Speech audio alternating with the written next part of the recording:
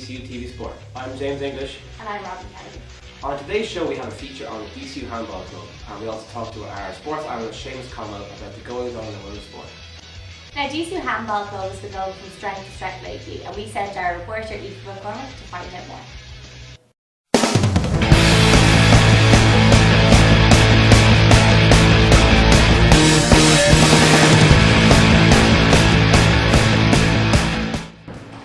We're here at the DCU Sports Centre speaking to members of the DCU Handball Club, and as you can see they're practicing very hard behind me. There's balls flying everywhere.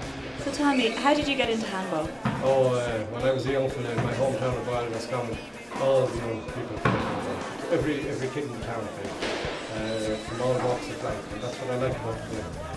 It's an individual sport, doesn't cost much to play, and not alone can you play all over Ireland, but you can play in the States, you can play in France, Italy, Canada, Mexico, many countries, especially the one-wall form of handball. In the recent European Championships, there's 14 countries in the States. It's spreading, and it's a great game for two-handed game. It's one of the few sports that tackles both sides of the body, and therefore is an all-round conditioning sport. And you're catching me at a bad time because I'm after coming out of the alley, and I'm quite heated. It's a great game for conditioning. As you can see, we've only played one game, and I'm already quite warm. It looks difficult. Yeah. It's a game, yes, that takes, and this is probably one of the reasons why a lot of kids have been introduced to the one wall. That means there's just one wall, a rectangle, and it's keep the ball, so you don't have the complexity of all the courts here. So it's a good game to begin kids playing is the one wall, and then they can graduate to four. So Brian, how did you get into playing handball? I was always kind of interested in this because it was part of the GA, but I didn't really get going just when I came back to DCU in 2008, and I've been back since. So how long have you been playing? Wasn't off and on, kind of you took me around with the last 5 years, but seriously I suppose the last 3 years I've only really taken it seriously. And the American Championships are coming up, will you be participating? That's right, we're going out to Phoenix, Arizona next Sunday for the USHA Intercollegiate Championship.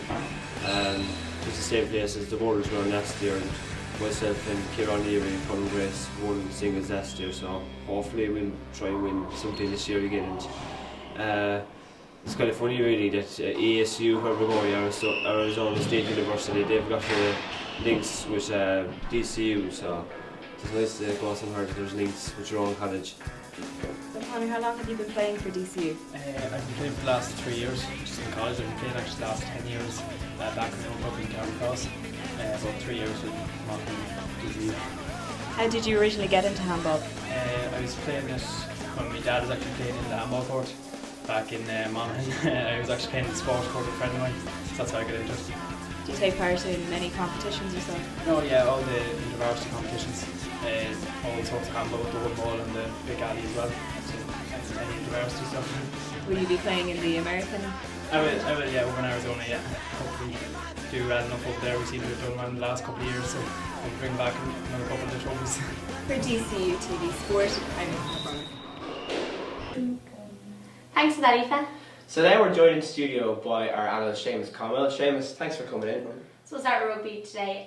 So Ronan O'Gara's been given a starting position over Jonathan Sexton this week. That's correct, very controversial, and again it's a topic of debate that everyone seems to want to talk about, and all have their own opinion. It's very divisive. You never have someone from the middle going, oh, we'll give everyone a chance. It's either O'Gara or Sexton. Big Leinster-Munster debate. It is very much so, but even outside of that I think everyone seems to have an opinion on it. Yeah. And it's certainly something that it'd be interesting to see how it does. 160 Sexton cap, so. hasn't been playing badly, it's just that, you know, Ronan O'Gara comes on, he seems to inspire. Yeah, he always seems to make an team. impact, so I think Jackie Kinney just decided to give him a chance and see how he gets on. And again, 106th cap, great service to the country, so be interesting. And you know, Sexton will be there, so we can always come on.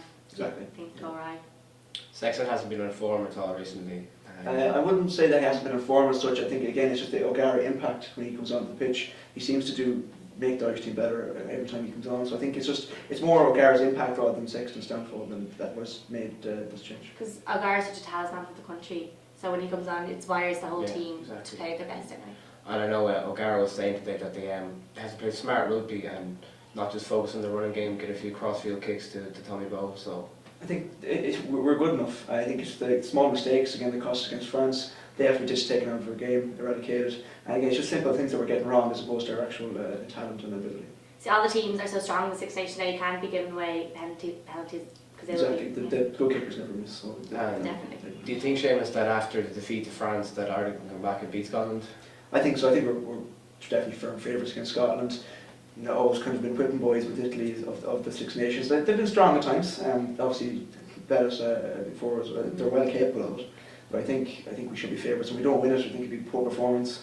And looking ahead to the World Cup, it'd be bad news for Ireland. I don't think you can write Scotland off, but also Ireland have to be on the top of their game always. You know, nothing's ever. I mean, Ireland mounted a very strong attack at the end of the France game. I think if they came into the Scotland game with that kind of mentality, they could. I think they'd destroy Scotland if they came with that mentality. Again, it's just mistakes and see what happens from there. Very undisciplined anyway, they were in the game. So moving on to soccer now, and on Wednesday night we had Manchester United versus Marseille in the Champions League. Seamus, a bit of a boring game, wasn't A bit it? of a dance scribble. I was poor enough football. I think the team selection as well. I've seen a lot of people complaining about the senior United team saying they're going to do some college work instead of actually watching it. The problem for United is they haven't gotten away goal. I think they're still going to be very much favourites for the game, especially being at Old Trafford, like you said. But you know, Marseille, they had their chances, same as United. Rooney really didn't perform again. It seems to be just a lack of confidence or whatever it is, but he's not performing. There seemed to be no energy in the first half, certainly from United. There was a few From both teams, really. Yeah. I think it was lacklustre, poor play as well. You know, the actual quality of the game was very good. And what did you make of Zirkov talking about leaving Chelsea? Chelsea, he's not getting enough first team football. I can see a lot of players are like that. You know, he's good enough to probably play in half or in more than half of the Premier League teams. So I'm sure he'll be looking for an exit if he doesn't start getting first team football. Do you think that he's made the statement now that the coaches might say, okay, we'll give him. Well, so it's he'd be something- hoping, of course, that would be the Okay, case. right.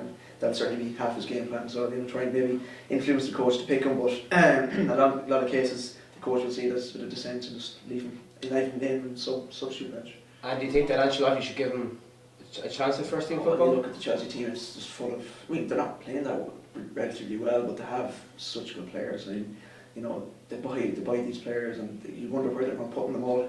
And Zirkov is just one of those guys. It's just. But is it he's just very form good. that's stopping him not getting started? I see it's just his name. He's just simply not good enough for the players that they have. You know, but that's personal opinion.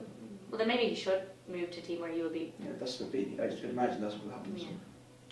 So we're going to move on to golf now, and McDowell is looking to retain his form in Tucson. That's correct. In Arizona, in the Accenture World Match Play, Rob Fisher in the next round, which should be very interesting tie. And McDowell is on form at the minute. He'll be looking to continue it. They're both quality players, so it'll be interesting to see who comes out of that one. Certainly. So now on to GEA, and there's talk this week, Seamus, that they're bringing Hawkeye technology into Croke Park. Tell us a bit about that. Yeah, it was passed in December. Decision to bring it in. When they're bringing it in is just they're not quite sure yet. Christy Cooney, the president of the GAA, has confirmed that it won't be this weekend against the Dublin game against Kerry. It would more than likely be in the beginning of April, then in March. They're not sure it'll be the Mayo game or the Dublin versus Down game, but it's more likely going to be the April 2nd Down game, which will be the last game of the National League, and that's preceded by a Dublin and Kenny hurling game as well. And it's technology for keeping an eye, closer eye on the score and Yeah, it registers the score every time the ball either goes up the bar or is it wide or does it go in. So That's basically Do what you it think is. it's really needed?